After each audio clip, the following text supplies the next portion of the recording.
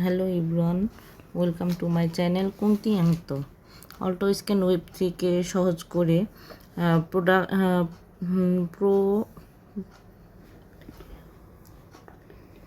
Productivity বাড়ানোর চেষ্টা। Web 3 ব্যবহার করতে গিয়ে সবচেয়ে ফ্রাস্ট্রেটিং বিষয়গুলো একটি কি একটা নেটওয়ার্কের জন্য একটা ওয়ালেট অন্য নেটওয়ার্কের জন্য আরেকটা ওয়ালেট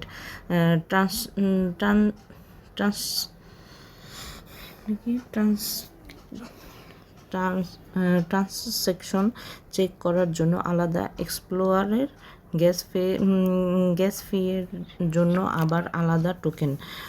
এই কমপ্লেক্সিটি কমানোর লক্ষ্যে অল্টো স্ক্যানের অ্যাপ্রোচ আমার কাছে বেশ ইন্টারেস্টিং। চলুন প্রথমে ওয়ার্স ওয়ালেট নিয়ে কথা বলি। অল্টো স্ক্যানের তথ্য অনুযায়ী ওয়ার্স ওয়ালেট দিয়ে টিওএন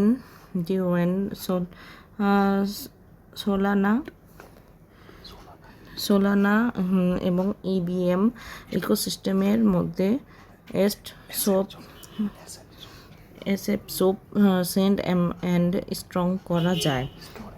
স্টোরেজ করা যায়। অর্থাৎ একজন ইউজারের জন্য অনেকগুলো ব্লকচেইনের বেসিক অ্যাক্টিভিটি একটি ওয়ালেটের মধ্যে ম্যানেজ করার সুযোগ তৈরি হচ্ছে।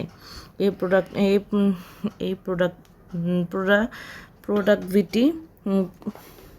প্রোডাক্টিভিটির দিক থেকে এটি গুরুত্বপূর্ণ, কারণ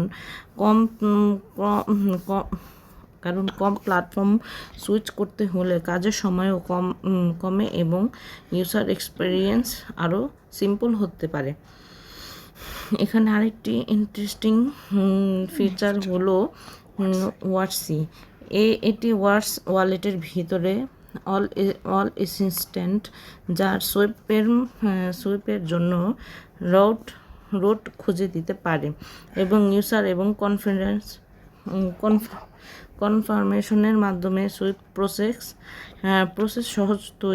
সহজ করার উদ্দেশ্য তৈরি। ধরুন আপনি একটি টোকেন অন্য নেটওয়ার্কের এসেন্টের সুইপ করতে চান। প্রতিটি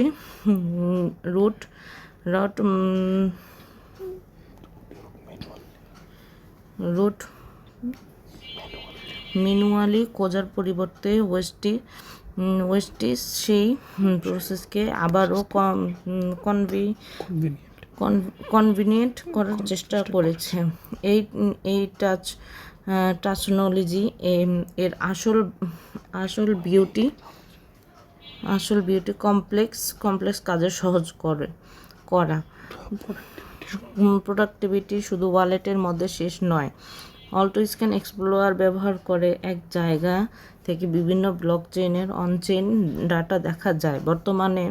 বর্তমানে অল্টো স্ক্যান বলছে তাদের এক্সপ্লোরার নয়, ইবিএম চেইন এর ডাটা এক জায়গা দেখাতে পারে।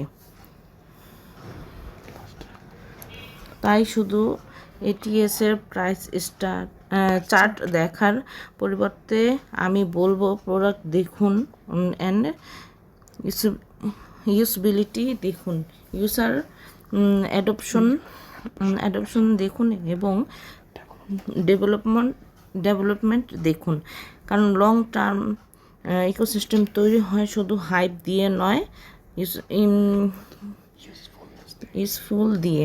অল্টো স্ক্যান দিয়ে ডিরেকশন বোল্ড বিল্ড করেছে, আর এই জার্নি ডেফিনেটলি ওয়ার্থ ওয়াচিং।